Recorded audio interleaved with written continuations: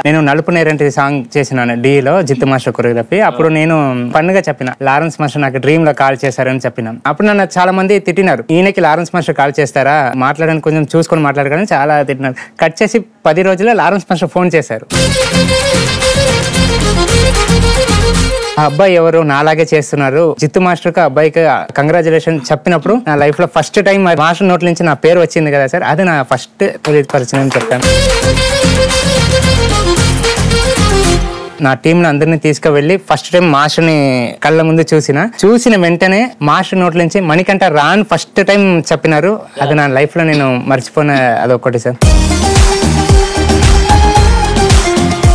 దీనికి ఇంకా నా లైఫ్ లో వేరే ఏం లేదు అంతే సార్.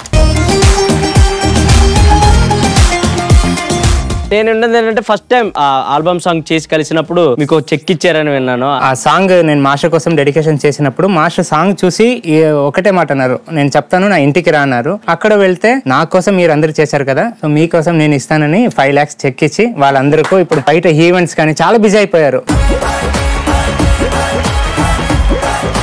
లారెన్స్ మాస్టర్ ఇది ఒక్కటే కాదు, చిన్నపిల్లల కోసం, అంగవైకల్యం ఉన్న వాళ్ళ కోసం అండ్ డాన్స్ నేర్చుకోవాలని తపన ఉన్న వాళ్ళ కోసం చాలా మందికి చాలా రకాలుగా హెల్ప్ చేశారు. నిజంగా చెప్పాలంటే గ్రేట్ హ్యూమన్ బీయింగ్ సార్ మీరు. Thank you so much sir.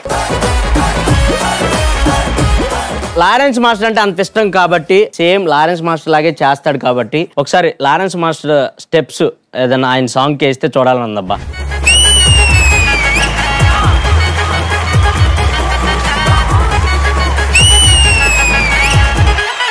మామూలుడు అనుకున్నాం కానీ అస్సలు కానీ కాదు మణికంఠ.